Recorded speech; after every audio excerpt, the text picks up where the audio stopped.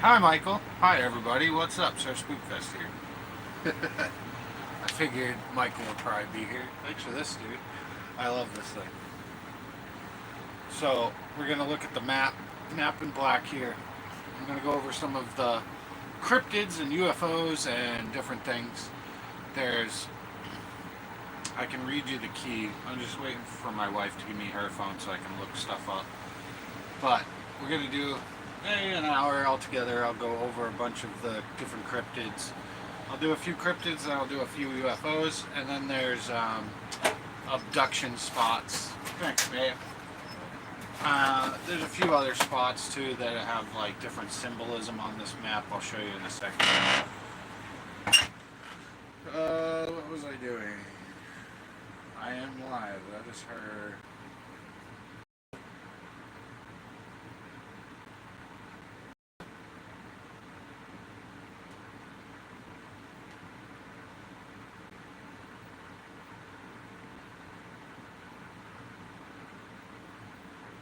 See if this works. I'm just going to put on some music with it for now. What's going on? Not much. I might look through some of the books too. To start off, I think I might go to the ones I kind of know, and then we'll move over to different. There's cryptids on here that I've never actually even heard of myself. Hey, Sam Hamm, what's up? So there's cryptids. There's encounters of the third kind, abductions from UFOs, different cryptids, sea monsters, and different, like Ogopogos on there, and a couple others. But there's ones I've never heard of. I like learning new legends, so we're gonna look them up while we're just going through the map. I'll bring this closer so you guys can see the map and everything. I was gonna see if I could play some music for a second while I look one up. Let's see if I can.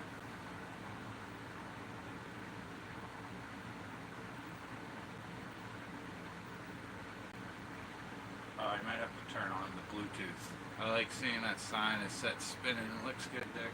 It is cool. My child, my newborn Eric loves it. He comes and hangs out with me sometime.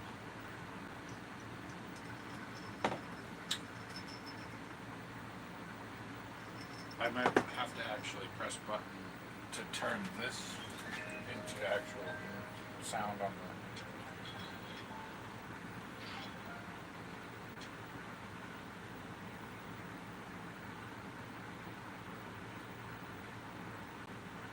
Did it work?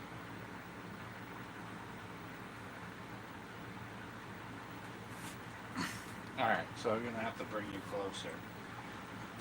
But I did pretty much finish this one. This one's pretty cool. I gotta actually finish it. It's not spray paint clear coated yet, but it's got a pretty cool hilt. Put a crystal in it. It's kind of got like good grip on it. It's a good one. Once I actually sand that down and smooth it all out, it will be like more like this one. And that one, this one's fun too. I actually got the balance on this one like pretty perfect.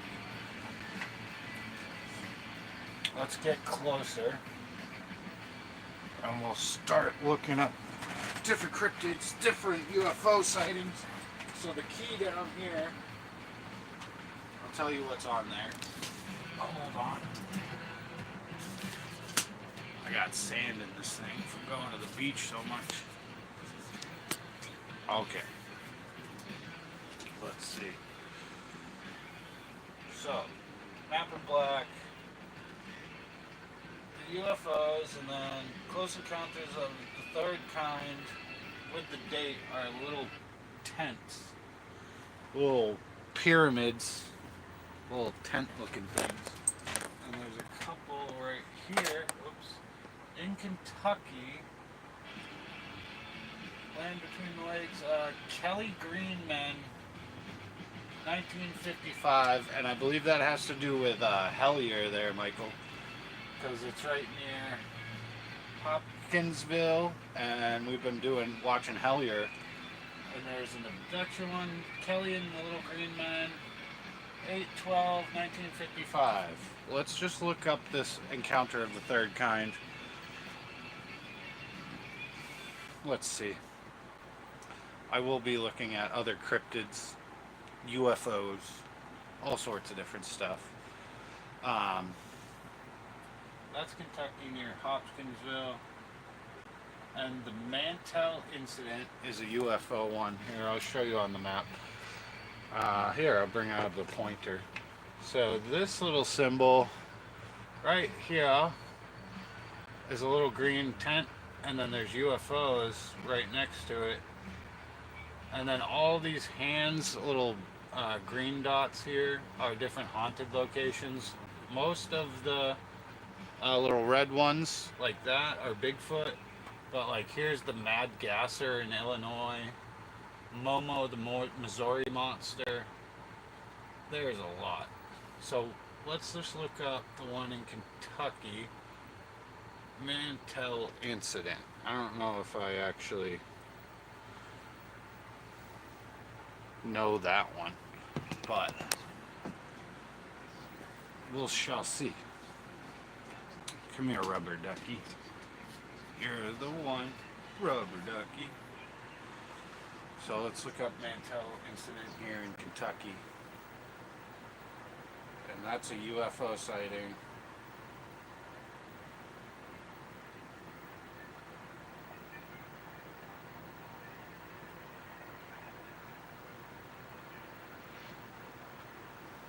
Yes. Hey. Just went to something else. I didn't type that.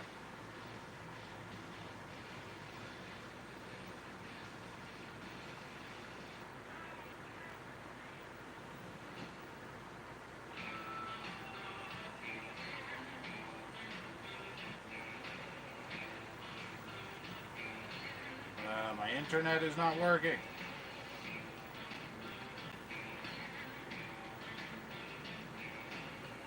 Hold on,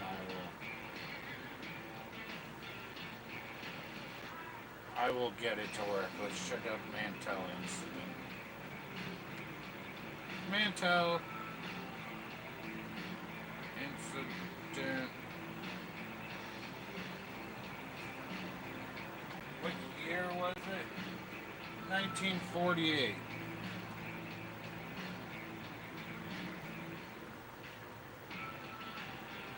Mantell UFO internet incident.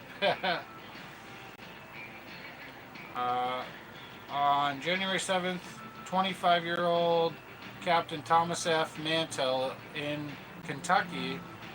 He was 25 years old in 1948. He was an Air National Guard pilot. Died when a P-51 Mustang fighter plane he was piloting crashed near Franklin, Kentucky. After being sent in pursuit of an unidentified flying object, while in pursuit, they did a steep climb, disregarding suggestions of latitude and altitude. He lost consciousness at high altitude from lack of oxygen, and the plane went down and spiraled and crashed.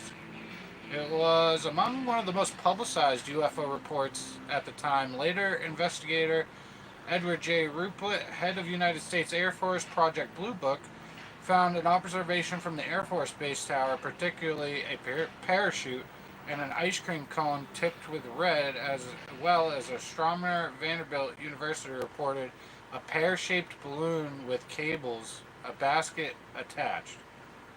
Suggests that Mantell died chasing a skyhook balloon, which in 1948 was top secret project and not known about. Skyhook was likely launched from Clinton County Air Force Base. So he chased what he thought was a UFO, chasing a skyhook balloon in Kentucky, and ended up chasing it so high up that he passed out and crashed. That sucks. So it wasn't even a real UFO. That's the Mantell incident in Kentucky right here. Pretty cool. Do you guys want to do a cryptid now? I got tons of cryptids on here. Oh, your sister lives close to there. She's on the base. That's cool. course, Dogman's right next to that in Kentucky. The Kelly Greenman in 1955, we'll look that one up. Kelly Greenman, 1955, Kentucky. Maybe I can just say that to this thing. The Kelly Greenman, 1955, Kentucky.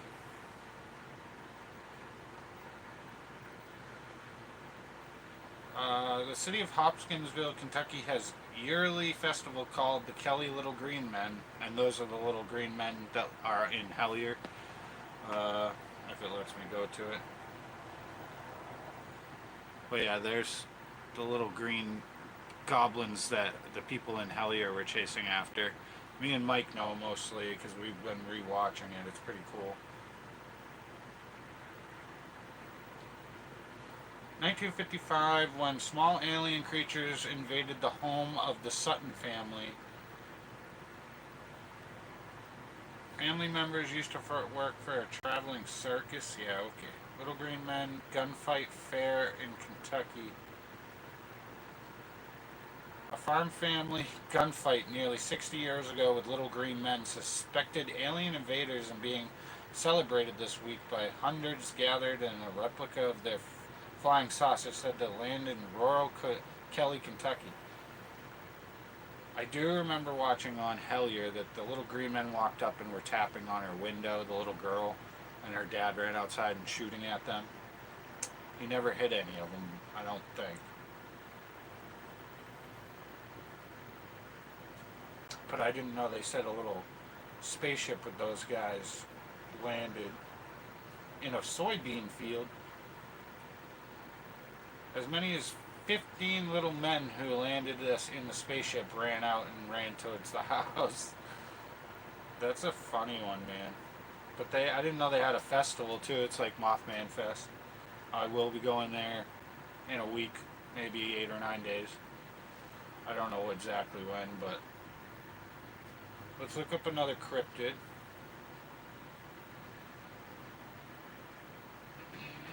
I got some weird ones over here that I saw. Alkali monster in Nebraska. What's that symbol? Air Force bases are a little orange square. This is actually like has everything on it. So like Ellsworth Air Force Base, Minnewaska 2 up in North Dakota. Let's see, what's a weird one? Wendigo up in Minnesota. Hodag there in Wisconsin. Dogman. What is that? Maine Rogue in Michigan. I don't know. But there's a couple over here in California, one called the Penelope. I don't know what a Penelope is, but we shall see. Let's look up Penelope. I don't know what that is. Penelope, California. Does it have a date? No. And then there's Tahoe Tessie. Is at a lake right on the border of Nevada and California, which is like a sea monster. Let's see.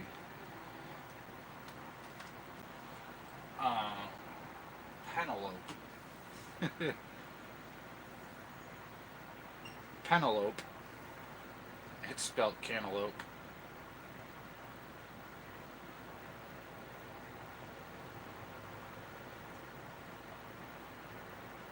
California.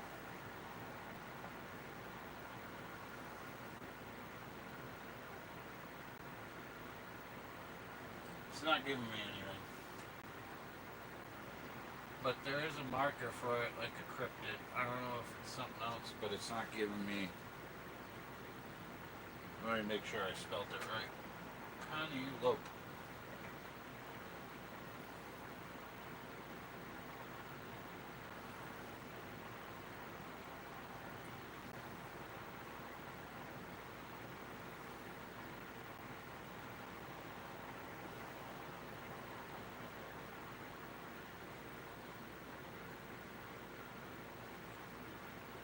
Hard to find this one.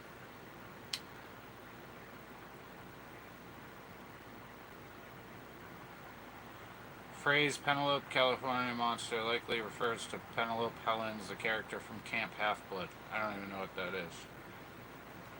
Sierra Nevadas. But, alright, let's look up a different one. Different cryptid. Deerman in Oklahoma. Chupacabra in New Mexico. I know there were some other weird ones over here. Smetty. Smetty in Wyoming. Let's look at Wyoming Smetty. I don't know what that is. Smetty is like a sea monster, I guess. Smetty.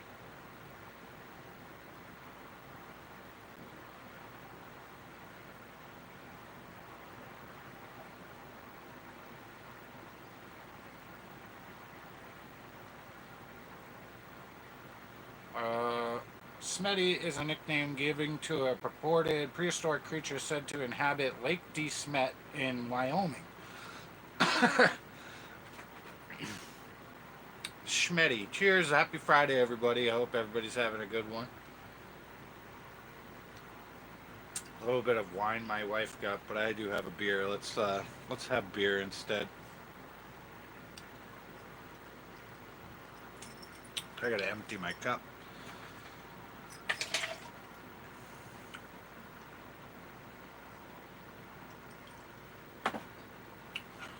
I've never heard of Smetty.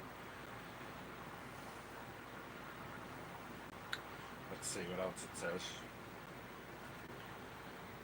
Wyoming is a Loch Ness monster. Local folklore and stories based down on early Native American settlers' history. Description: Smetty described a large serpent-like creature similar to a sea serpent. Early Native Americans reported seeing large creatures in the lake. That's actually... No, I don't know where it was. Wyoming. Up here in Wyoming. I will show you. Smetty. What are you doing in Wyoming, Schmetty? What a weird one. Gibo Ghost Town. There's Devil's Tower. It's got to be around here. I don't see it right now, but there's a lot of haunted stuff in Wyoming. Oh yeah, beer. Beer time. Let's have a beer. Happy Friday, guys. I should use this to point. I did find some other. Van Meter Visitor. Looks like a Mothman in Iowa. And I'm going to Iowa soon. 4 or 5 days I'll be leaving for a trip to Iowa. It's Saturday for you. Well, yeah, you. Spoiler alert, episode of 46 of Mysteries Untold is Point Pleasant. Nice. I love Point Pleasant. I think I'm going back into the museum. I'm hoping to get to Farrar House. I wonder if it's on here. Old Jail, American Theater, Gitche Manitou, Porter Museum, White Cloud. I do not see... Yeah, I don't see Farrar School on there, but who knows? Oops.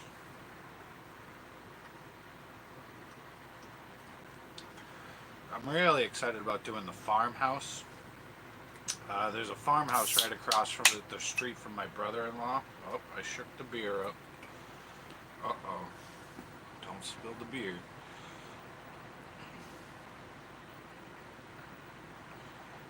If you live in a state around here, like Michael, Tennessee, Red Cheetah in Tennessee. That's kind of cool. I think I've said that one before. The Wild Man, and then there's another one, I can't read it from here.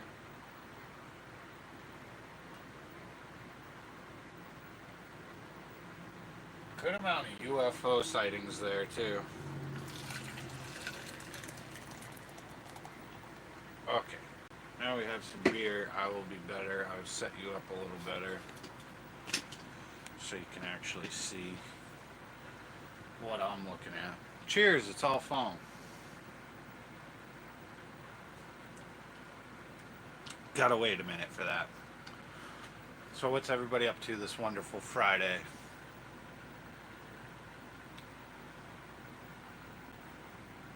You've heard the rock clacking in calls. There's Wildman in Tennessee, like at the top of right here.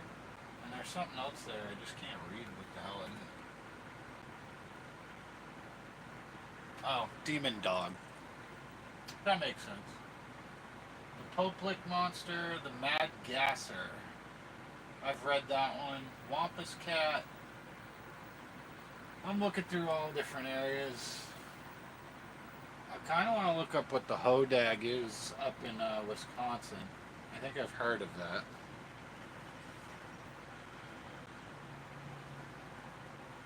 Oh, I keep doing the wrong password. Here we go.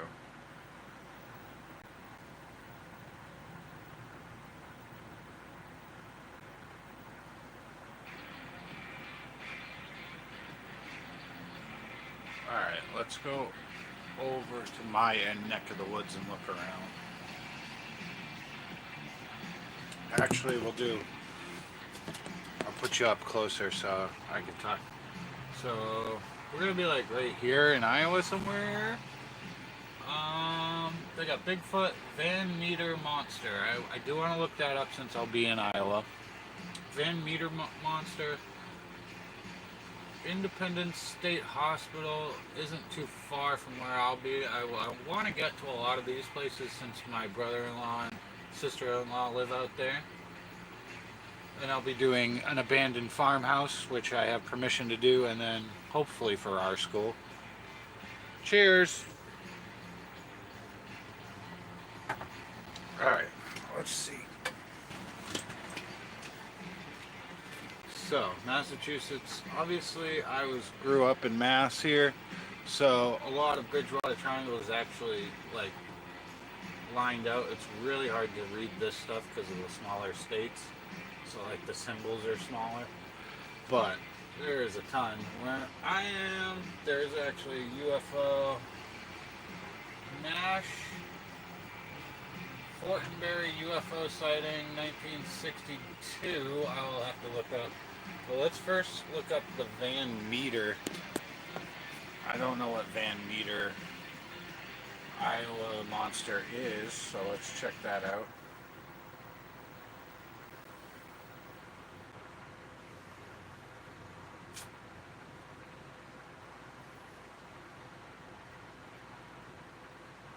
Van Meter Monster, Iowa. Excuse me. The Van Meter Monster, also known as the Van Meter Visitor, reported in 1903 in a town, Van Meter, Iowa. The creature was described as a large bat-like being with a horn on its head that emitted a blinding light that was said to fly high speeds and jump from rooftop to rooftop, terrorizing people. That one's cool. So kind of Mothman, but with a horn on his head. The creature was described as a large bat-like being with a horn on its head, emitting bright lights and blinding people. The accounts of different sightings mention a foul odor, like a stinky smell, and the creature's ability to withstand any gunfire. So you can't shoot it. The sightings occurred over several nights, late September, early October 1903. First prominent businessman captured a sighting of this, including a town doctor, a bank cashier.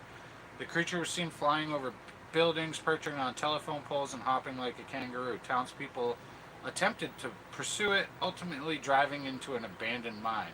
Sounds a lot like Mothman. The event caused widespread fear, terror in the town. Plaster cast was made of three-toed footprint left behind. Cool. Many believe the creature was previously unknown animal, unseen combination of two animals. Some theories suggest the creature might have been a large bird, such as an owl or a crane, or even a hoax designed to cause panic. description of the creature's size might have been exaggerated. Mass hysteria. Some believe that the sightings were results of mass hysteria. Isolated town. The town of Valmeter celebrates the legend with an annual festival. How many places do these all have festivals? It's pretty cool. Half human, half bat. Van Meter remembers 1903 when the creature attacked. That's fun. So that's out in Iowa, like right in the middle of Iowa almost.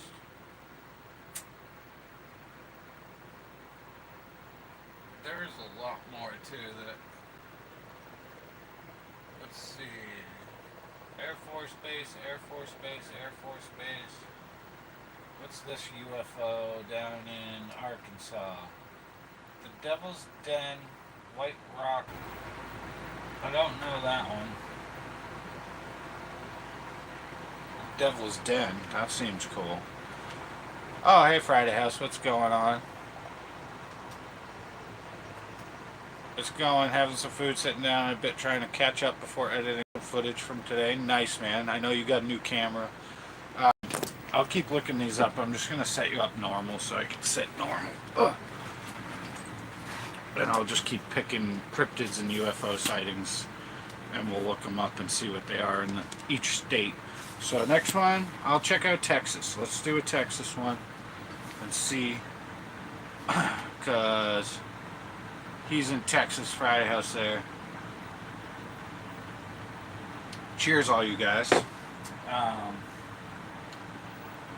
I'm excited about going to Iowa because just getting there, I know there's already 2 houses with abandoned farms and barns, and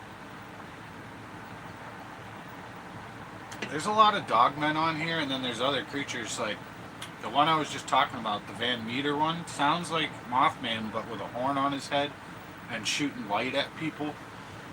Definitely different one.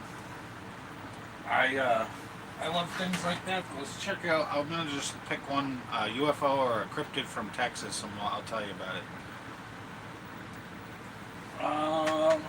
Let's see.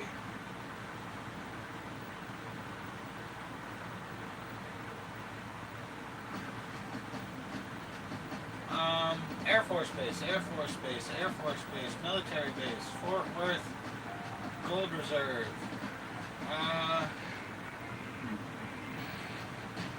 2008 UFO sighting, Stephenville, Texas. I'll check that UFO first. Wild Man of Navidad, okay. Chupacabra obviously has been spotted in Texas. The Ellsworth Monster, I'll have to check him out too, but let's do 2006 Stephenville.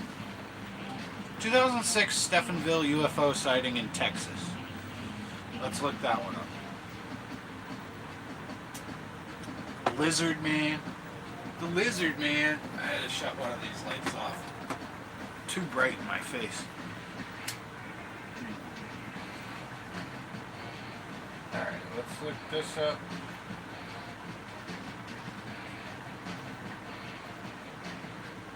Stephenville, Texas UFO. The Stephenville, Texas UFO incident.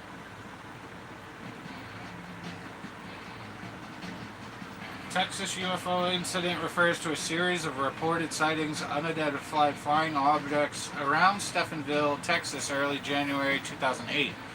Numerous residents, including pilots and law enforcement, reported seeing strange lights and large silent objects flying through the sky. Delta-shaped craft. This gained national attention as the multiple news reports and investigations were happening. Residents, including pilots, law enforcement, watching the strange lights in the sky, silent objects flying around. Many witnesses described the objects as a large delta-shaped compared to flying Dorito with a bright light. Initially denied any military, Air Force aircraft, then later admitted an F-16 being present, claiming miscommunication that the pilots did not report anything unusual. Okay. Despite investigations, the explanation of Stephenville incident remains a topic of debate, and some witnesses maintain their belief that they saw something truly unidentified. So the cops were like, yeah, that's, we'll call the Air Force Base. Oh, it was an F-16. I don't think it was if that many people saw it. What's up, Squirrel Sniper? Greetings, beautiful souls from across the pond and under the same sky. Yes, we have some new stuff in the skies too being discovered all the time. James Webb, all this crazy stuff. We might be living in a black hole. Woohoo! So, with everything going on, there's a lot of craziness. I just want to look up UFOs and cryptids. I don't want to talk about the big stuff going on in the world because it's just craziness. Let's keep doing music, looking up a couple of cryptids and UFOs. Anybody, Squirrel Sniper, do you have a state you live in the United States? You said across the pond, so I'm not here, but somebody pick a state, I'll go to it and pick a cryptid or a UFO.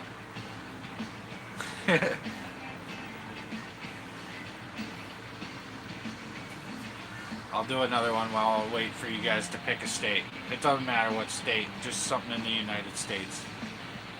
Orbs and crop circles. Something to do with crop circles was Casper Site was talking to Patty Green, something like that. She's a crop circle expert. And she was saying that some of these are not made by people at all. Like a lot of them have been proven faked by some other, old guys with a board and some string. North Carolina Squirrel Sniper. All right. North Carolina. But she was great. Check out the Casper Site where he interviews the pro on crop circles. I do believe some crop circles, because the plant node stretches out and the plants are actually weaved together, not just stomped on. So crop circles some of them can be removed. I'm gonna pick Nobby. What the hell is Nobby's a Bigfoot. I don't see any UFOs.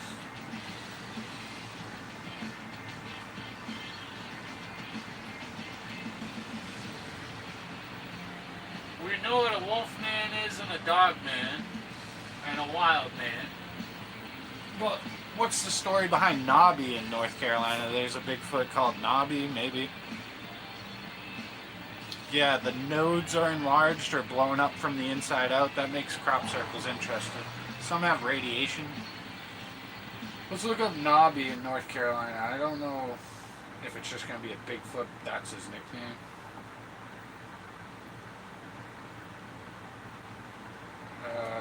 Nobby. Nobby cryptid, North Carolina.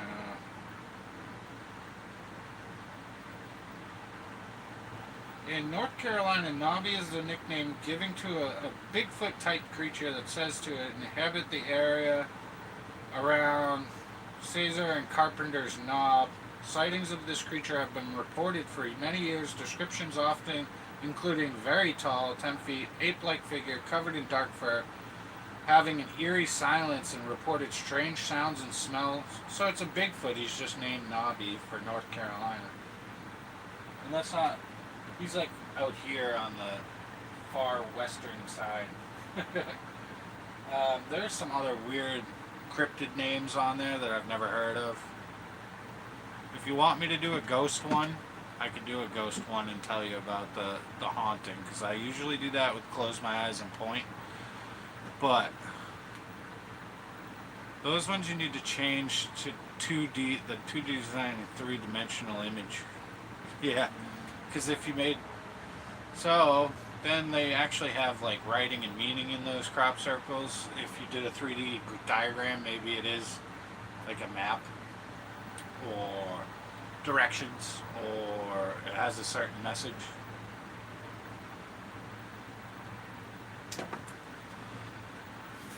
I want to do one that's like different, not just Bigfoot. The Ozark Howler, Whitey's a sea monster.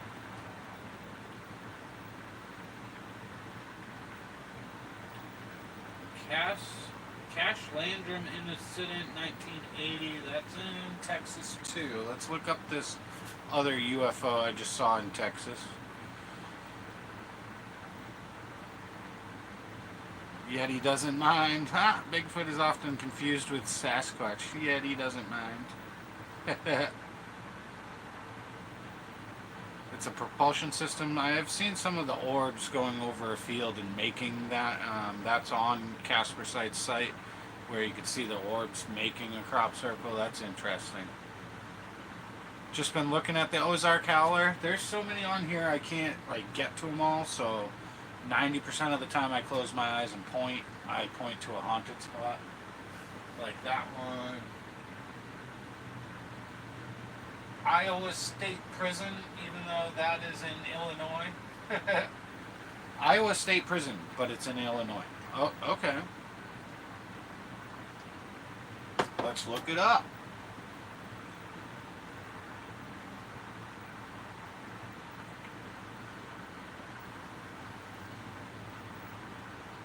Iowa State Prison in Illinois.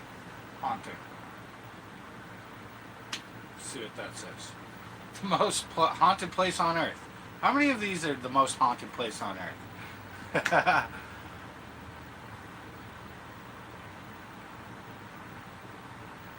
Also, the three orbs had lock onto in front of a missing MH370 flight. I've seen the orbs going around the airplane and then disappearing. Let's see. Iowa State Penitentiary,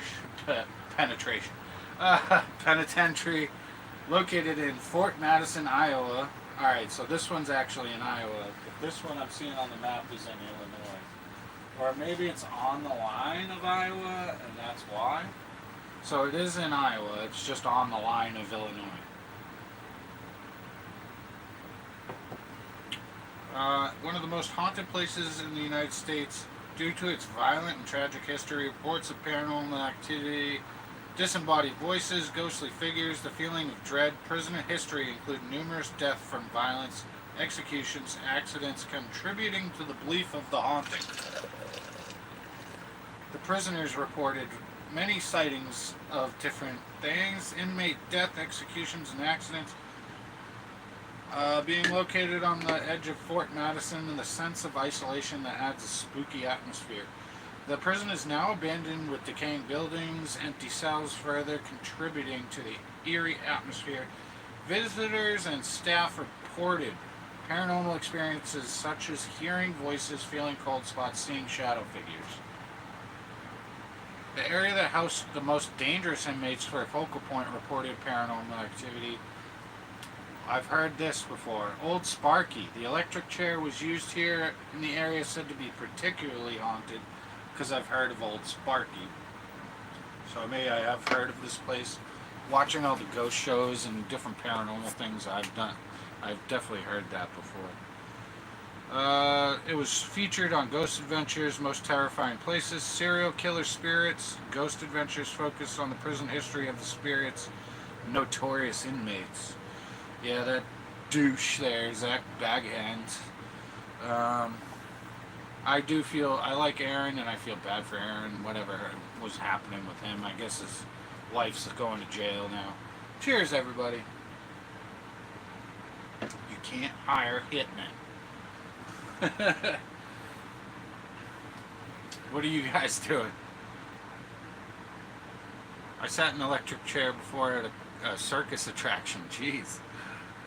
I've heard of a castle in Germany that was used by the SS secret occult supposed to have a pit to hell.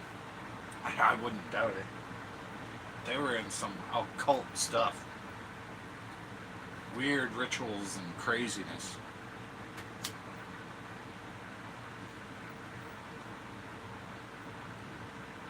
I actually think I need to get another map. I keep ripping this one. And I think I need to get like a giant piece of plexiglass and seal the map in it, like a frame the map so I can actually have it and not keep ripping it with tape up and stuff.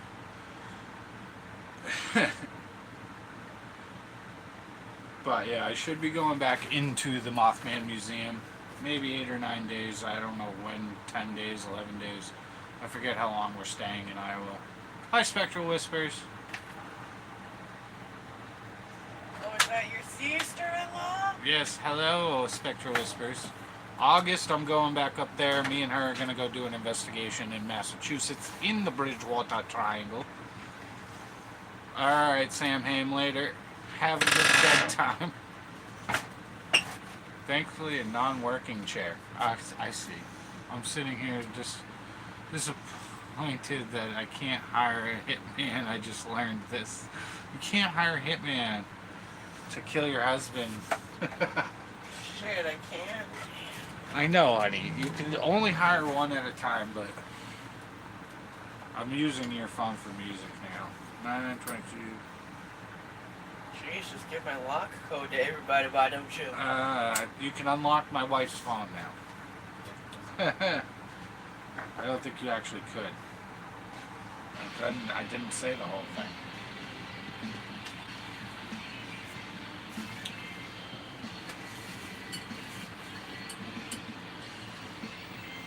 I'm not kidding. We're going back to the foundation. And I want to go to Oliver House if we can. I don't think you're gonna get to the foundation. You guys gotta go somewhere else. Because that's gonna be so overgrown and shit now. I will bring my little axe and we'll chop our way in. Or we can go by the river where I've heard splashing and weird noises before. Or, I don't know, you live in the Bridgewater Triangle. Find somewhere else to hang around. Well, I can go to Mill Pond and do the Wizard of Mill Pond again. But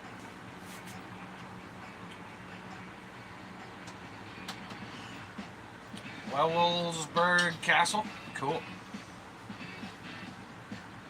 Bring some wasp spray, that's a good idea. What? Oh, maybe I should bring the wasp spray for the abandoned farm in Iowa. That might be smart, actually. Because, yeah, it's abandoned houses and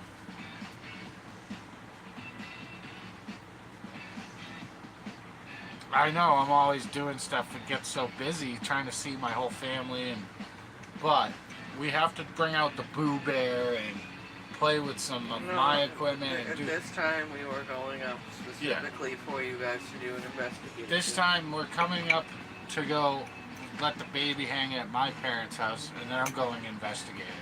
I didn't do much last time. Say what? Give the baby to my parents for a few hours, and then I'm leaving. V-Team Paranormal, what up? But, I'll keep doing this. Name a state, honey. Any state. Cincinnati, Ohio? Only in Ohio. So I'm doing cryptids and UFOs mostly, but we'll see. Werewolf, August 1972, up in Ohio, near Toledo. How good is that? I gotta go back inside. Oh, I will look this one up for you because it's fun. You picked Ohio and I'm picking melon heads. Alright. Let's look up the melon heads of Ohio. This one's fun. Damn, dude, you better keep the windows open and turn that shit off. It's not my fault that condensation for the AC. I need the AC. I need it. I gotta go back inside now. Okay, go play with the baby. I do, he's with his brother. Alright. Melon heads of Ohio.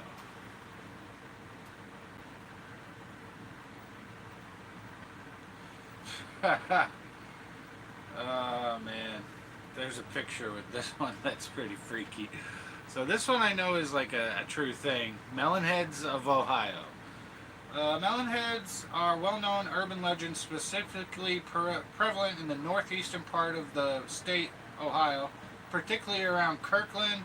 This folklore is similar to Ohio legends, the folklore of Loveland Frogman and South Bay Bessie. Dr. Crow and Experiments. The The common version centers around Dr. Crow. Where's Crow? Is Crow in here? It was you, Crow. We knew it. The Melonheads. An institute for orphanages for children with hydrocephalus. Okay.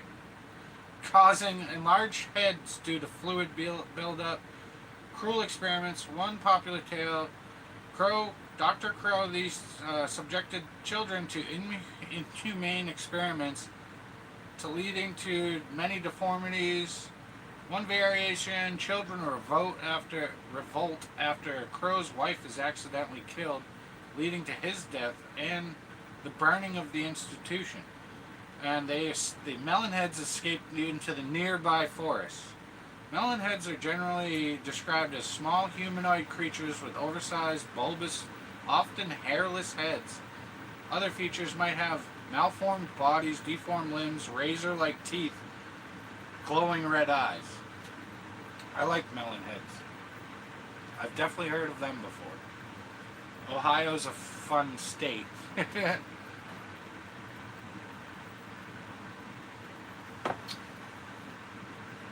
Yes, share links and stuff. Make sure you guys go check each other's stuff out. I'm going to hang out for a little longer, finish my beer, and do a few more. Happy Friday.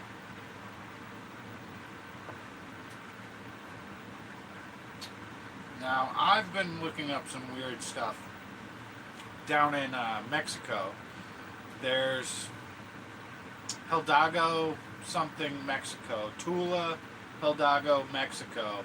This guy was digging in his backyard for a septic tank, started digging up hieroglyphs and different sarcophagus and effigies of aliens, crystal skulls. He's been doing this for 6 years, and it stays out of the main news media because they don't want people to see these hieroglyphs and these different items. He keeps finding, he has over 600 items of ancient artifacts, a lot of pottery, a lot of looks Egyptian, some looks like Anunnaki or Sumerian, some looks like Buddhist.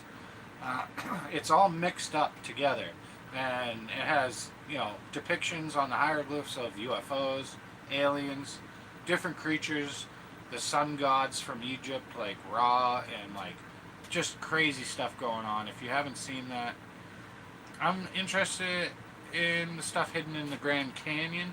The Grand Canyon definitely has a lot of stuff that just doesn't make sense. I've done a whole conspiracy theory on it.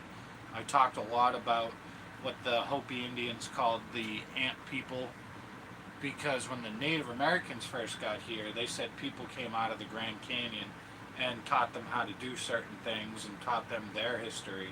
And those are the ant people with flying silver canoes, and you're not allowed to go in the Grand Canyon. A couple teams in the, I believe first in the 50s and then the 80s went down the Colorado River. The most recent ones that went to go explore certain areas, the Isis temple and the cave systems, they found what they called hookup systems, like big iron bars and concrete platforms to go over the edge down to cave systems.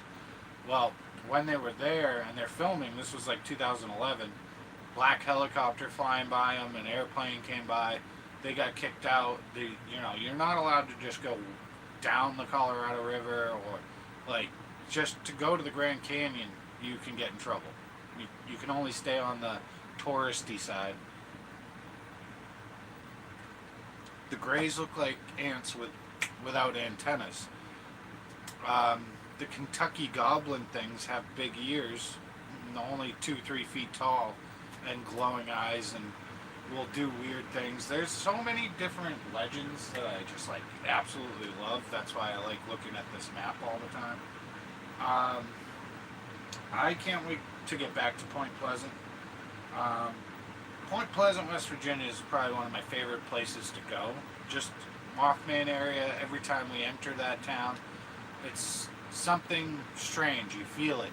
The first time we went to Mothman Museum, we went after the Mothman Museum. We're all going oh, let's just stop and get some burgers or something for food. We saw a huge flash in the sky with no clouds around on top of a mountain. Looked like lightning struck. And we're all sitting there eating like, what the hell was that? And my mother-in-law's like, I heard a boom and saw a flash. And I saw the flash. Even my, at the time, 4-year-old son, Riley, saw the flash. My wife. And we're all like, what? We don't know what the fuck that was. But weird coincidence that we went to Mothman Museum and then all of a sudden we see a weird flash in the sky above a mountain.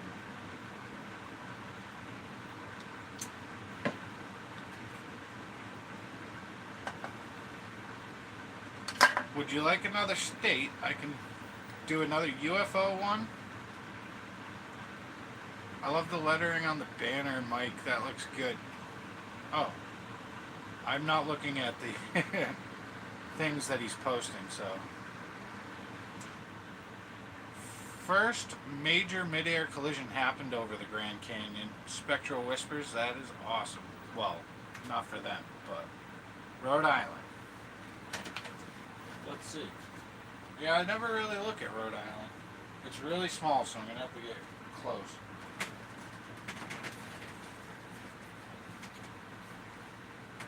Let's see.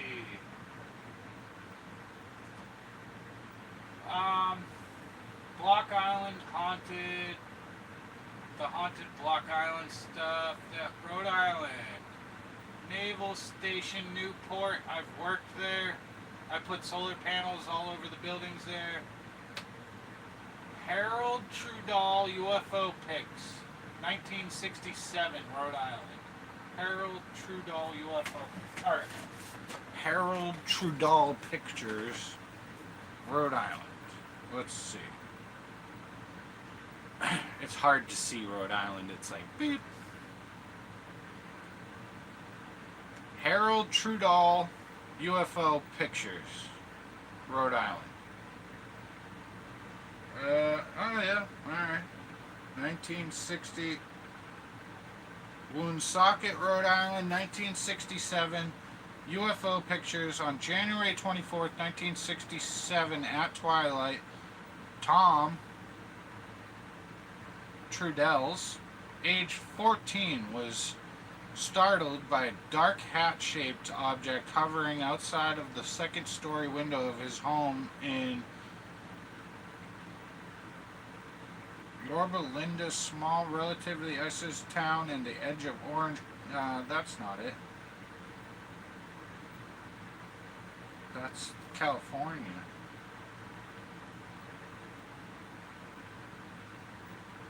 Ah, here it is.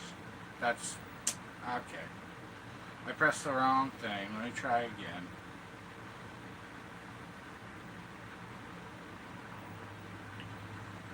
Does it show the pictures? Ah, these are very famous pictures. I've seen these before. So it looks like a flying hubcap. It's pretty... I don't know how well you can see that. I don't think you can see that too good. But 1967, he even drew a picture after in Woonsocket.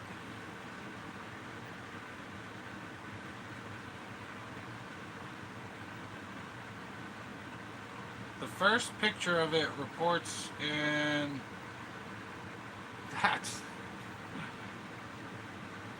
That's kind of cool.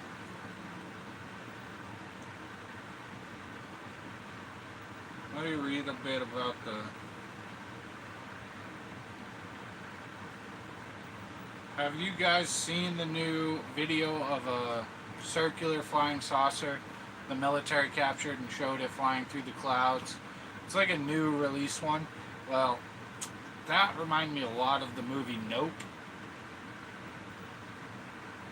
And another thing, somebody overseas there who worked in the aerospace industry just blabbed that Trump knew about UFOs, other countries know about UFOs, and there's disclosure going on right now. The Congress is having hearings talking about this stuff.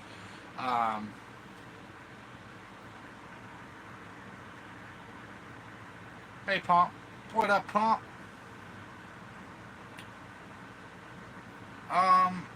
Yeah, this is really just pick a state. I will look up either a cryptid or a UFO. If you want to give a state and say cryptid or UFO, I'll look it up and we'll look it up on here.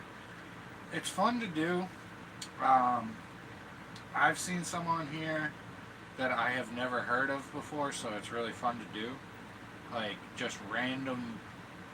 I've never looked at this map as much as I have in the past like 2 days. Yeah, the UFOs have been here, underground, under the ocean. Yeah, probably before our recorded history.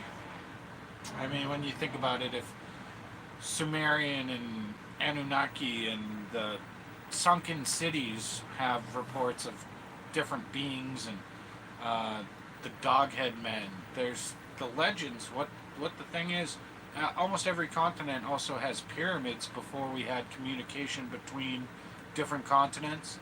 How did we all decide that we were going to build pyramids to align with solar system, like the equinox, summer solstice, the winter solstice, and they weren't communicating? Somehow they were communicating. It's the same deal with Bigfoot, Sasquatch, Yeti, whatever you want to call them. They're all, everything seems to, okay, so Mayan had snake deities and dragon deities, so does China and different countries. There's effigies of different creatures. Mermaids are all around the world too. Bigfoot, mermaids, that Mothman, some around different areas, not even in our country, there's Mothman legends of flying creatures. I believe everything's connected in a way. I do think that we have a hidden history of before written history, or cataclysm happened 12,000 years ago. I've been watching a lot of Grant Hancock and ancient archaeology, and I tend to believe some of what he's saying. We have no idea what is actually on this planet. Our old history, we knew secrets that we don't know now. Frequencies and sound vibrational systems that could levitate rocks. I believe that. Problem space travel is space, and there's a lot of it there. Never mind the radiation. Did we go to the moon? Maybe. Did we fake it because it was easier? Probably. Because we had to be, we had the race to the moon. Now, stuff doesn't add up for that either. Just watch any info on the moon. Basically, you're not going to get photographs or any of that. They're saying China goes to the dark side of the moon and has pictures and different things of structures on the dark side of the moon. I don't know about that. Are they really going? I don't know. Mars is very interesting. I believe we do have the face on Mars, the pyramid on Mars. There's structures on the moon. There's structures under the ocean of old pyramids. All sorts of shit. Have you heard about the found in a cave in Greece? Predates the pyramids by 16,000 years.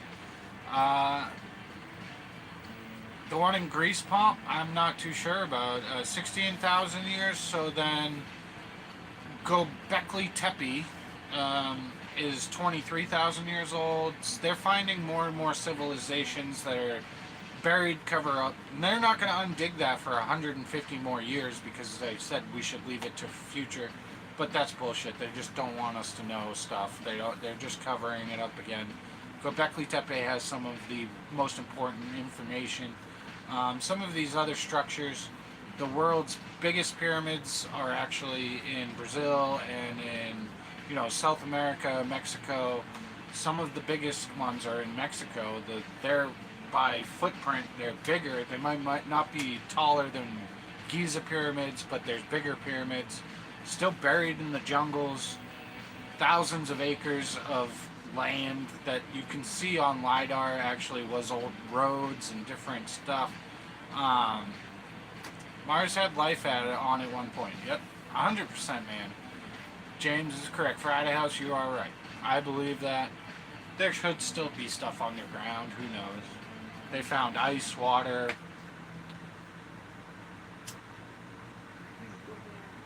Here's a question. Why does moon dust and rock on top of the surface of the moon date older than if you dig down and pick up a rock?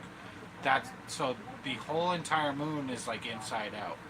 From when you dig down on Earth, you go, 100 years ago, 200, 300, 400, 500, and you keep going 1,000, 10,000, 20,000 as you dig down. On the moon, it's the opposite. It doesn't make sense. There's other things like that just are, I can't explain.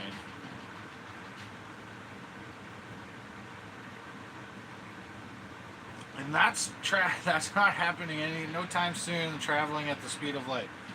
You're wrong. Look up the new near speed light engines. They have engines that are 1/10 off the speed of light. The plasma travel engine or something like that. I forget what it is. But they do have spacecraft and space jets. There's stuff that we have no clue about. The FXX something, the new fighter jet we have, is like 47,000 pounds of thrust. It's insane. There's technology that we have no idea about. You got to remember, military and the government have stuff that's 40 years ahead.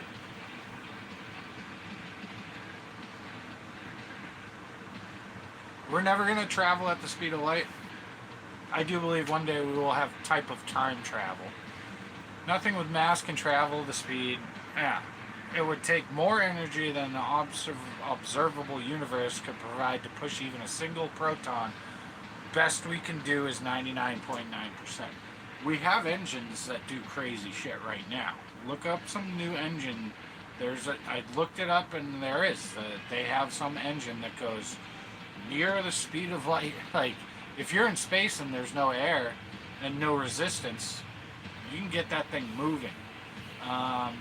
Some of the satellites that are out there for 50 years, what's it called? I can't even remember what it's called, but there's satellites that have been flying at 25,000 miles an hour for 50 years, are the furthest out things that we have in history right now. That's another thing. They do think, what was the big rock that flew past Earth and took a turn? There was a giant rock that flew past us, and they believe that was actually a spacecraft because it turned. That's still not understood. That they have no idea what that is. There's theories, but to beat the speed of C, you would have to warp speed itself, and that is possible. So you're talking wormhole type stuff, and I don't know, warp drive. Everything on TV and movies is coming out. Look at your phones. Look what I'm doing right now. How far away are you talking to me? And you're looking at me. And so Star Trek was correct. Lightsabers are very possible, actually. Look up Blacksmith Industries. Those guys on YouTube are making lightsabers, like real ones.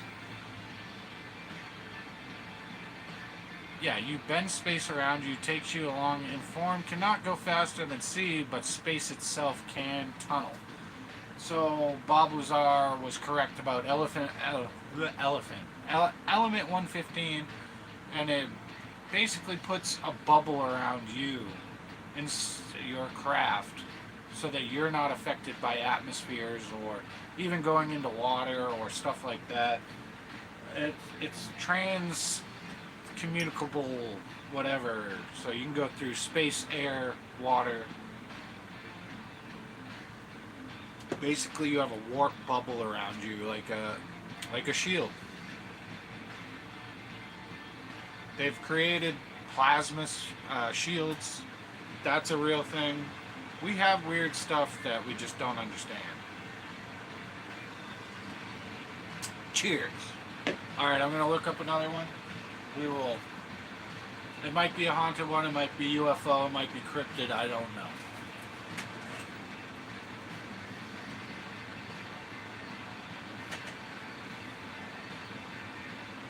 The Mongolian monster of Arizona. The Phoenix Lights in 1997 on March 13th. I watched that live on TV, the Phoenix Lights, and I was freaked out. Walton abduction, 1975, Arizona. Let's look up the Walton abduction. I don't think that's Travis Walton. Let's look it up. Walton abduction, 1975, Arizona, near Holbrook. The Walton abduction, 1975, Arizona. It was Travis Walton. So if you've never seen A Fire in the Sky, that movie pretty much shows what happens to Travis Walton. 1975, abducted in the woods after doing some lumber work, lumberjacking, and they saw a fire in the sky, stopped the car, he got out, walked over, got hit by a beam of light, sucked up into a UFO, and the guys came back after driving off scared, and he was gone. You'd think he was gone 5 days, and got dropped back off. All the men that were in the lumber crew gave testimony, did lie detectors. They thought they had murdered him. The crew of the lumberjacks had murdered Travis Walton for a long time, for those few days. Travis Walton's story is crazy.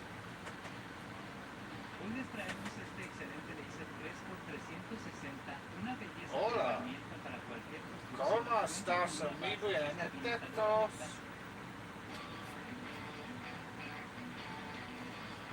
Area 51 right here in Nevada. UFO capital of the world. That's Rachel.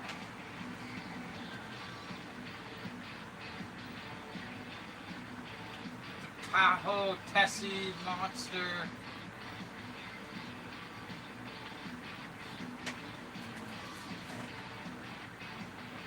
Jarbridge monster.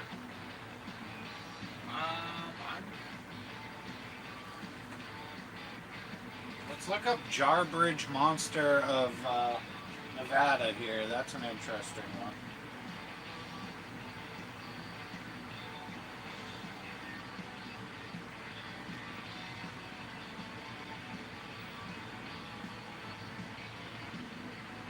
Modern day myth in Jarbridge, Nevada.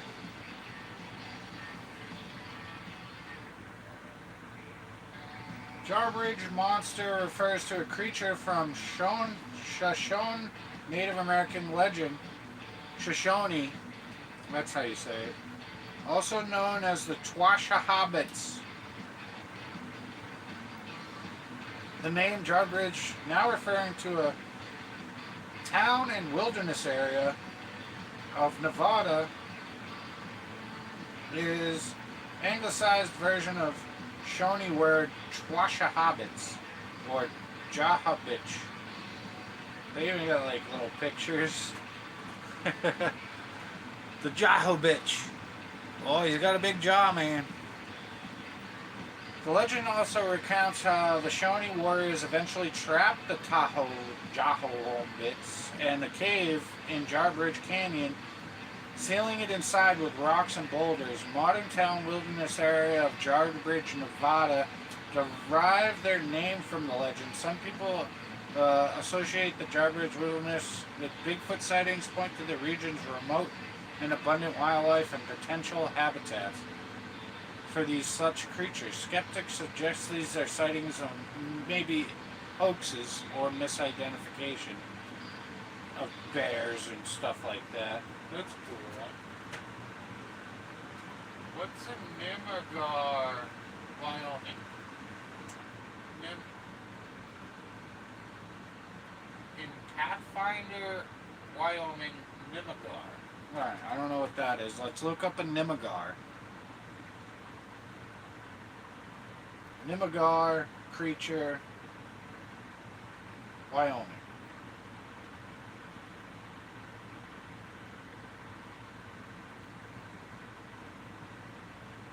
Mythical creatures found in Wyoming folklore.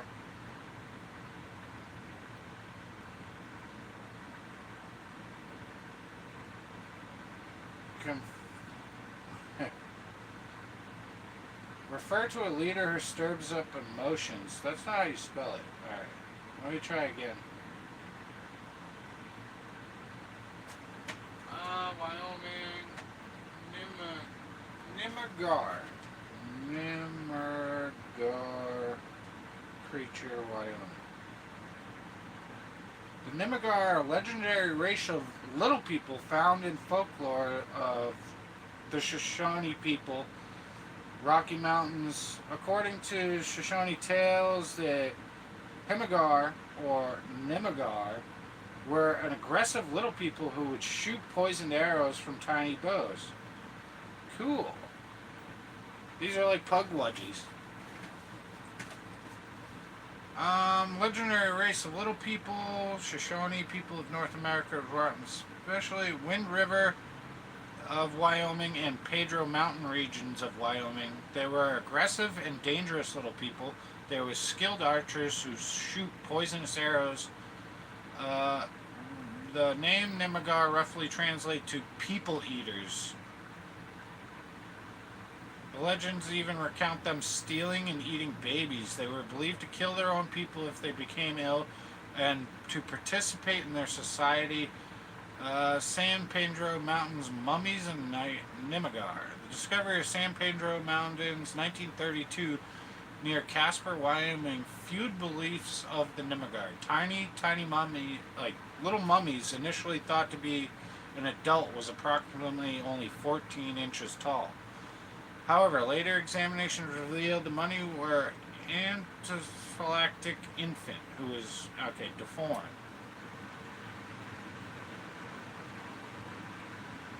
They also reinforce the importance of not harming or neglecting your children, whose Native American tribes have legends of small magical creatures. In the Pei described the Nemagar as dangerous and hostile. There is no such archaeological evidence to support the physical existence of Nemagar, but overseas in different countries they have found races of humanoid people from Neanderthal type times, like cavemen times, which were only 3 feet tall and they were fully grown. I forget what they're called, but many species of humanoids died out, including Neanderthal. There's many, they called them hobbits when they found the skeletal remains of these other creatures. I forget what they're called, but like hobbits, little people. And those legends go all around the whole country. That's not just because Massachusetts has pugwudgies. They have little magical wands that could zap people. They can turn into a ball of light, and we call them spook lights, and they'd float through the woods and trick people into following them into the woods. Same type of legend, Native American legend from the Wampanoags was pugwudgies. And that's also why they named the Hockomock Swamp the Hockomock Swamp. Hockomock means the place where spirits dwell. Let's do another one. I'm going to look somewhere else. Let's go Hodag. I already kind of know what the Hodag is. Alkali monster of Nebraska. Alkali. Okay. Let's do Alkali monster of Nebraska. I don't know what that is. What are you guys talking about? Oompa Loompas. Evil little Oompa Loompas. Ryan, what are your favorite UFO cryptids or Travis Walton's one of my favorite UFO stories. My own experience up in Maine. My favorite UFO story because I actually witnessed it with all my friends on the beach.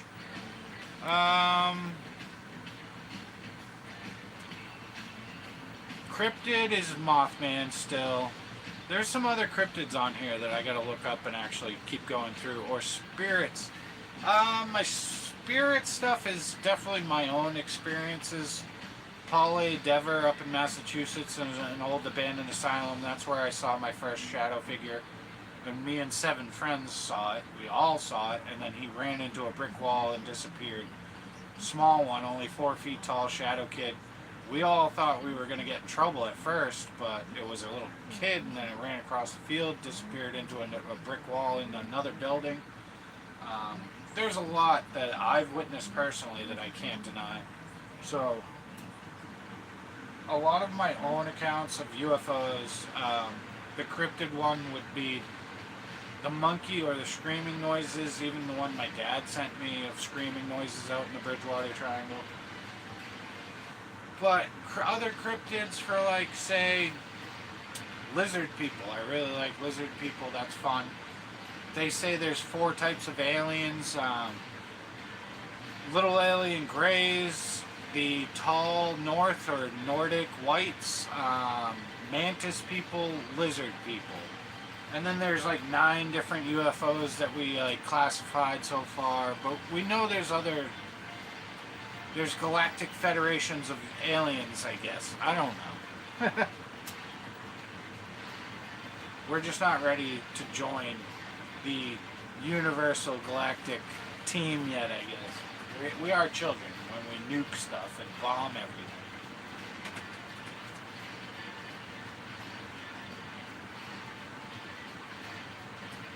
Alkali monster. I don't know what that one is. Let's look it up. Alkali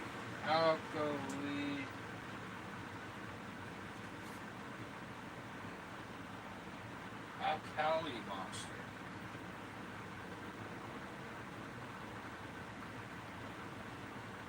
A giant lake monster, also known as the Walgren Lake Monster and Giganticus brutilis, a cryptid-like creature existence disputed over unsubstantiated reports of Walgren Lake, formerly Alkali Lake, near Hay Springs, Nebraska, described in various ways a large alligator-like creature, sea serpent, sometimes with a horn between its eyes. The length from 45 to 100 feet have been reported. Some describe it as resembling an alligator.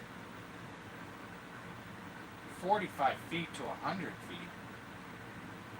Descriptions include a large horn on its head or near its ears. Flashing green eyes. Near Hay Springs, Nebraska. Accounts include the monster roaring, causing tremors and even causing seasickness. The one I was looking at was in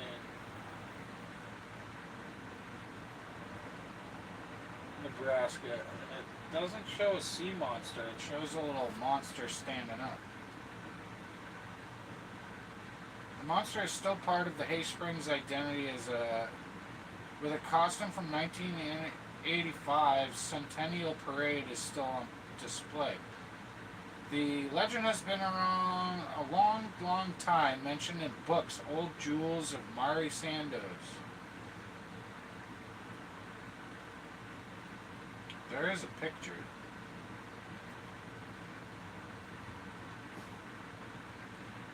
It looks like a bearded dragon that they just put a picture of on top of a mountain. That's great. Okay, here we go. That's what it's supposed to look like with a horn on its head. It's like a dolphin alligator thing with a horn. That's fun. That's what I love to do is, like, whenever I look at this map, there's so many haunted locations that I've already done, but UFO sightings, cryptids, really fun to just like go over and pick some out and look at and look up on, with AI assist and Google, you can pretty much figure out anything with these now. Like old legends, even Native American ones, really fun stuff. Okay, I finished all my drinks. I think I'm gonna get off of here, but I will be back when it's not rainy and crappy, and we'll go do an investigation. I'm thinking paranormal investigation. I'll set up my few pieces of equipment and just maybe go into the woods again. I think Pomp said that I should go in the woods again. Just always an extra creepy feel, especially where I am. The legends. I mean, Virginia coast on the ocean. You're looking at some of the first ship landings, some of the first settlers from like going to Jamestown. But right around here, the Native Americans were around here. There's a lot of weird legends and different cryptid creatures around here. A knot deer. A knot deer is a deer that looks like a deer but can stand up and it will attack you. Kind of like a Wendigo or a skinwalker, but reports of the bunny man. Oh, the wood booger is like our Bigfoot in Virginia. But I hope you guys enjoy this. I love doing stuff like this. The legends, it's all just different legends. When I first got this map, I probably looked at it for like 2 or 3 hours, and I could spend 2 years looking at this map and probably not do all the different cryptids. I didn't even get to the shipwrecks and the ghost ships and see all these pieces of writing along this coast on the east coast. There's some on that coast too. But the back of this map also has a lot of info for different areas of stuff and different places you could go for festivals. I believe Small Town Monsters is on there. I do hope that I can get in contact with Spooky Appalachia or Wild and Weird West Virginia while I'm in West Virginia at Point Pleasant. I would love to get over to the TNT area of Point Pleasant and the Mothman legends and just explore a little bit. I don't know how long we'll be able to stay there because it's on our drive back from Iowa, but at least I'm going to be able to explore probably Farrar School and then the abandoned house and farm next to my brother-in-law's house, which I've already caught glowing eyes in the closet at, which I still can't explain. Maybe I got lucky, but still seems weird. It was just a flat wall in a closet, and there shouldn't have been a reflection. There was no nails or tacks, no animals in there. I didn't have a flashlight on. I'll go back to the abandoned farm, same type of time of day, and go in there and see if the closet, when I open it and look through it, if it does it again, then okay, we can explain maybe it's a window reflecting. Or see, this is why it's important to go back to your locations. Probably why I've gone to Fort Monroe like 10 times more. I still got to get back to that D. Russie battery and do a full investigation again. There was just too many people around, and the police were doing drills right across from there, and I didn't want to bother with the police. How many cop cars were going by, the lights, there was a drone in the sky. Too much of a like just distraction, also interference of other stuff going on, too many people. That's probably why I'm going to go to the woods for my next one. I'll probably do an investigation before I leave for Iowa, but I got a lot going on. New baby. I'm watching Riley a lot of the time. I'm watching the baby. Got to do, my wood carving to try and do this and try and get out and investigate. It's been 99 degrees, or like today it's been raining and crappy. I was going to go out tonight, but I think I'll wait. We'll see what's tomorrow like and the next day. We'll see if I can get out. It does look like rain for the rest of the time before I leave, but if I can get out there and go do something, who knows what I might even do tonight. I don't know. Thanks, Friday House. Hit the, that one. Hit this. I find all of these super fascinating, Michael. I can't help myself to dive deep into some of them. It's a lot of time. It's a lot of effort. You you want me to look up a couple more, I will pick another state and do a few more, and then I'm getting out of here. Let's find some of the weirder ones. There's a couple ones that I was looking at that were like, what in the hell is that? I have no idea.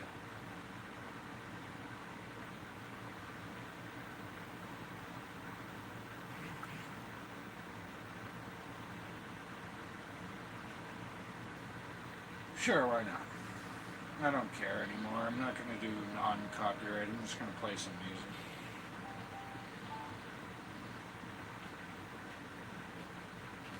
Let me look up a couple, and then I will be right back and tell you about them.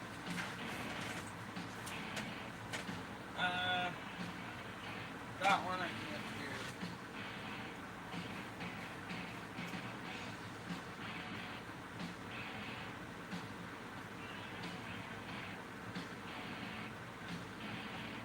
Splinter Cat, Oregon, and Welch's Roadhouse. Let's do those two.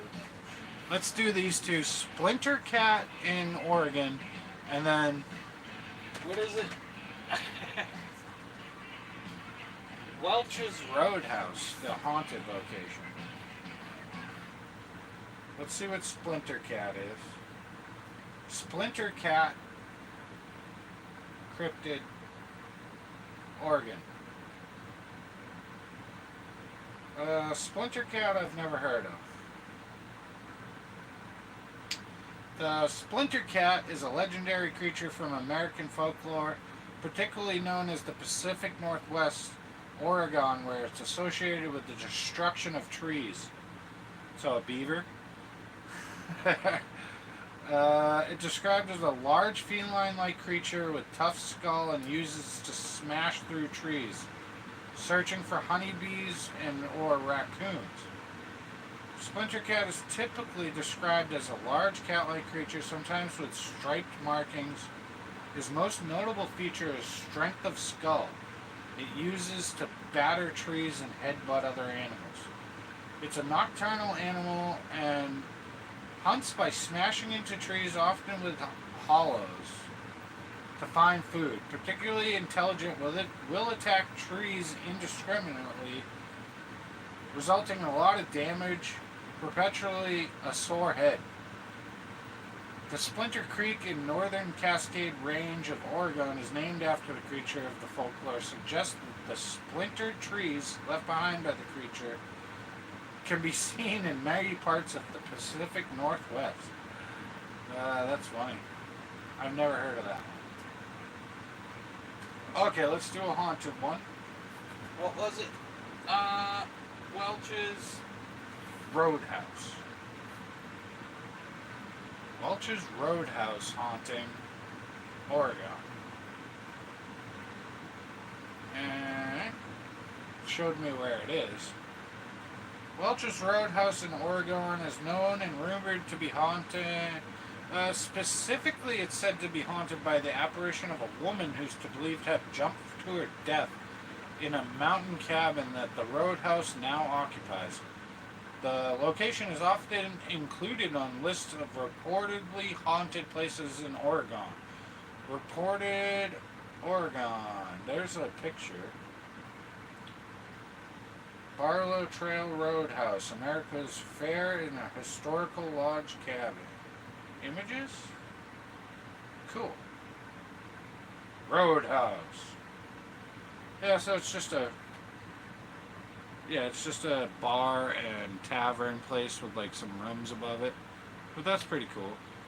I do like I like buildings and different things that I've never heard of, and all of a sudden I'm learning new things about a haunted location.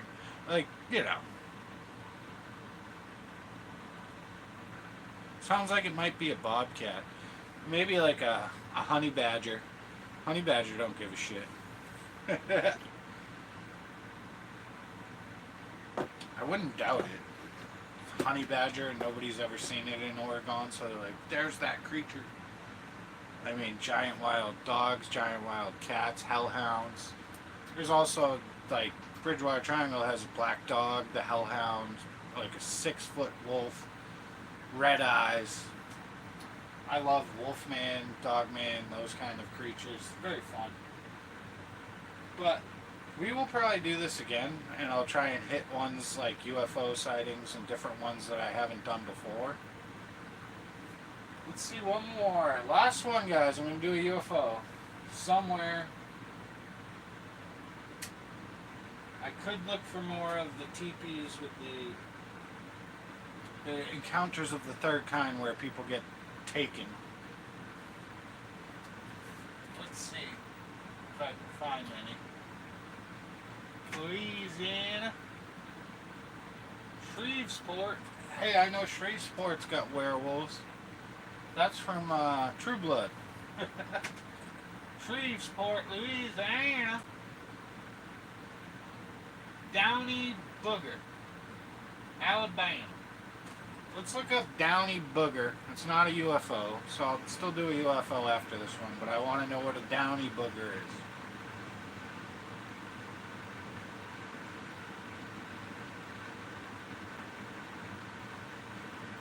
Downy Booger, Louisiana. You gotta say it like that, too. The Downy Booger. That says Downy Burger. No, Booger. Booger.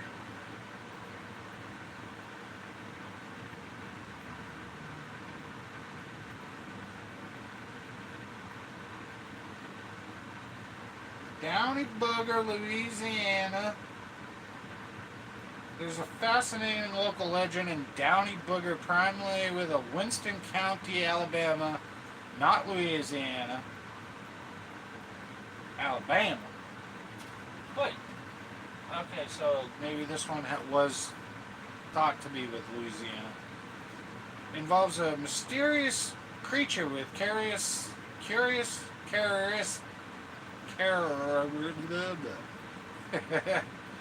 human and animal. Encountered early residents of the area. One specific account tells of a man named Jim Jackson who encountered the creature while he was jogging, and he shot at it, causing it to flee. This event solidified the legend. Winston County, the documentary film The Legend of the Downy Booger, focused on the storm. Downy Booger. Chronicling the story of this mysterious creature. While the legend originates from Alabama, the wood booger, a similar cryptid mentioned in wiki entry as being associated with a city that holds an annual festival that has statue dedicated to it. Reference to Booger in reference to mysterious unexplained creatures is not entirely confined to one location. Because in Virginia we have wood boogers, and they're like Bigfoot. Welcome to Booger. Remember, you can pick your friends and you can pick your nose, but you can't pick your friend's nose.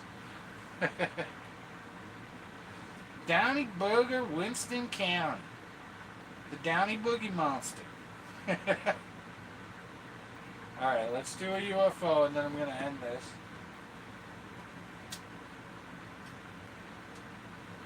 Let's see, I'll do a West Virginia. Maybe there's a...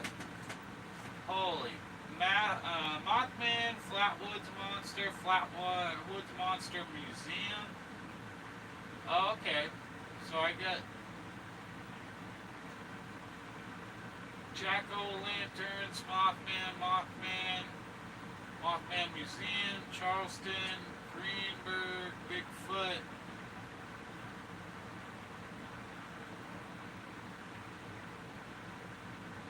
Yeah, I don't want to do Flatwoods Monster because I'm going to be doing that in a little while. Round Town UFO 1948 in Ohio. Let's try that in Ohio. West Virginia I'll be talking a lot about in a week or two. But we're going to do Ohio, and there's a bunch of UFOs. Round Town UFO. This is the last one. I gotta read it again. Round Town Round Town, 1948, Ohio. Round Town UFO in Ohio, 1958.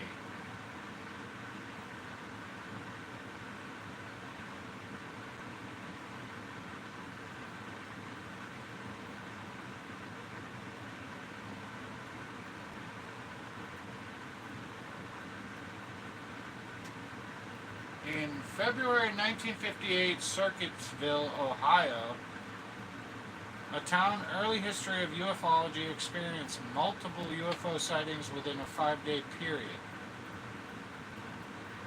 Pete Hartinger witness accounts. Pete Hartinger and others observed these phenomena, profoundly impacting their perspective. One reported sighting involved a round or flattish object emitting brilliant light, hovering nearly stationary for 20 minutes, then rapidly accelerating and disappearing in a shower of sparks. Another object, described as a cigar-shaped or a tic-tac, was seen by Mackey and Putnam County Civil Defense Chief David Spencer, moving swiftly at low altitude without hovering. These sightings added to Circuitsville's existing reputation with the field of UFO research in Ohio. In general, ranks high in the United States, with over 4,100 reports filed since the 1950s. Wow. Today, there's a lot in Ohio, New Jersey. RUFOs, RUFOS, a society for UFOs, was formed in 1989, actively studies and researches the UFO phenomena, including these historical events, while Project Blue Book, a U.S. Air Force investigation, during this time, 1958, sightings were part of their official documentation. Project Blue Book concluding most reports explainable, with 701 remaining unexplained. So, Project Blue Book took in about 4,000 reports, and 701 of them couldn't be explained. Witness accounts ongoing till this day. The organization still studies the Round Town UFO Society reports till this day. Very cool. Alright, but I go to the bathroom. I'm going to get out of here. It's been a while. I've done long enough. We will look at the map in black again. I believe you can look up this map on your phone or your computer. Take a look at it. It's fun to look at. Got some crazy stuff on it, but I'll be back very soon. Another investigation. We'll do some paranormal investigation. When it's clear out and not so rainy, I will do another UFO investigation. I'm going to be in Iowa, so I may be flying my drone around and trying to get some drone footage. That will be cool to just put up some drone footage. I could put up some drone footage of the abandoned house and stuff, abandoned farmhouse out there. If I could do it near the Farrar School, I'll do some footage of that Farrar School from above. I really got to learn how to use the drone. But thank you for coming in, all of you. Thank you all for 1,000 subscribers. Thanks for anyone that comes in and just chills with me for a little bit. Basically, this is just me having fun and looking up shit. Having fun, like, talking about the weird stuff is what I'm interested in. I don't do Facebook, I don't do Instagram, I don't do all that other stuff. I'm just doing YouTube. So, I hope you guys enjoy this. I love all you guys. You're great. Really appreciate all of you that are helping me out. I love watching your channels. I will be back very soon. And SrSpookfest out. Peace out, you guys. Have a great Friday.